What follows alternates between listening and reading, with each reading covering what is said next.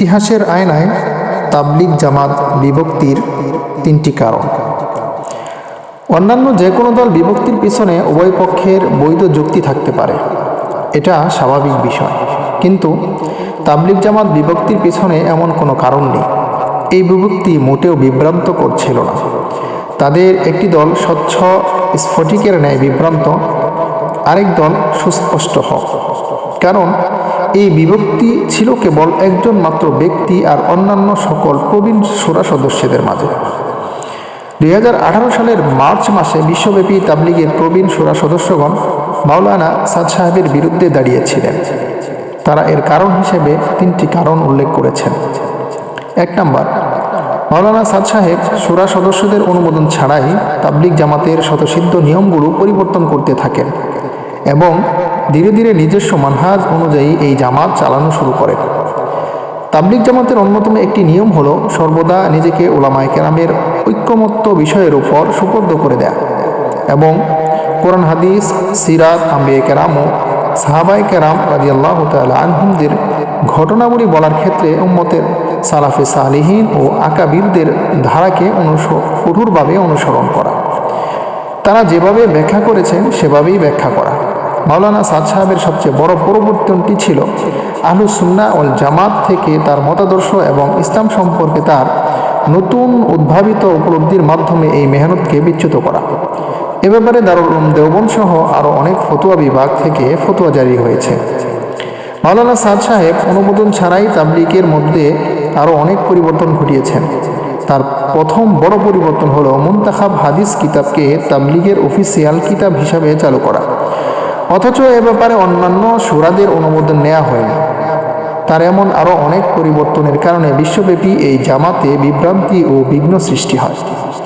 Number 2, মাওলানা সাদ সাহেব 1995 সালে তাবলিগের প্রবীণ মুরব্বী ও আমিরদের রেখে যাওয়া সিদ্ধান্ত ও চুক্তিকে লঙ্ঘন করে নিজেকে আমির ঘোষণা করেন।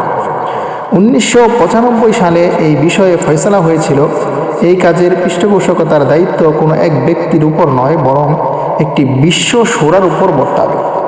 তারাই এর দেখভাল করবেন। কিন্তু 2014 সালে মাওলানা সাদ সাহেব এই চুক্তির লঙ্ঘন করে নিজেকে নতুন আমির ঘোষণা করেন এবং 1995 সাল থেকে চলে আসা তাবলিগের শূরা ব্যবস্থাকে প্রত্যাখ্যান করেন। এরপর তিনি আনুগত্যের বায়াত নেওয়াও শুরু করেন, আর এর সব কিছুই করা হয়েছিল তৎকালীন শূরাদের অনুমোদন ছাড়াই। নাম্বার 3, মাওলানা সাদ সাহেবের মতাদর্শের উপর অনেক ফতোয়া জারি হয়। প্রথম পয়েন্টে বলা হয়েছে এই জামাত সর্বদা আহলুস সুন্নাহ ওয়াল জামাতের সাথেই আবদ্ধ রাখবে। কিন্তু দুর্ভাগ্যবশত দারুল উলুম দেওবন্দ সহ বিশ্বের অনেক ফতোয়া বিভাগ তাকে এর বাইরে মনে করেছে। তার ব্যাপারে এই অভিযোগগুলো নতুন নয়, বরং তার বয়ান ও কাজের বিভ্রান্তিগুলো 2001 সাল থেকেই রেকর্ড রাখা হয়। মুরব্বীগণ তখন থেকেই বেতর্গতভাবে তাকে সংশোধনের চেষ্টা করতে থাকেন। কিন্তু আফসোসের ব্যাপার হলো মাওলানা সাদের আদর্শ বছরের পর বছর ক্রমশ বিচ্যুত হতে থাকে। ফলে 2016 সালের 28 নভেম্বর দারুল উলুম দেওবন্দ মাওলানা সাদ সাহেবের উপর প্রথম ফতোয়া জারি করে। এরপর মাওলানা সাদ একটি রুজুনামার গেম খেলেন। তার অনুসারীরাও এটাকে প্রচার করতে থাকে। কিন্তু 2018 সালের 31 জানুয়ারি দারুল উলুম দেওবন্দ তার রুজুকে প্রত্যাখ্যান করে বলে, মাওলানা সাদের আদর্শগত বিভ্রান্তি একেবারেই উপেক্ষা করা যায় না। তথাকথিত রুজু করার পরেও তিনি বিভিন্ন বিভ্রান্তিকর বক্তব্য দিয়ে চলেছেন। গত বছর অর্থাৎ 2023 সালে দারুল উলুম দেওবন্দ আরেকটি ফতোয়া জারি করেছে।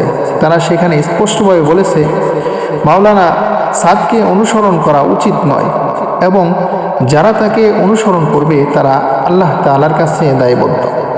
এটা নিঃসন্দেহে যে তরুণ ও উচ্চবিলাসী মাওলানা সাদ সাহেবই ছিলেন 2014 সালে তাবলিগের বিভক্তির মূল কারণ।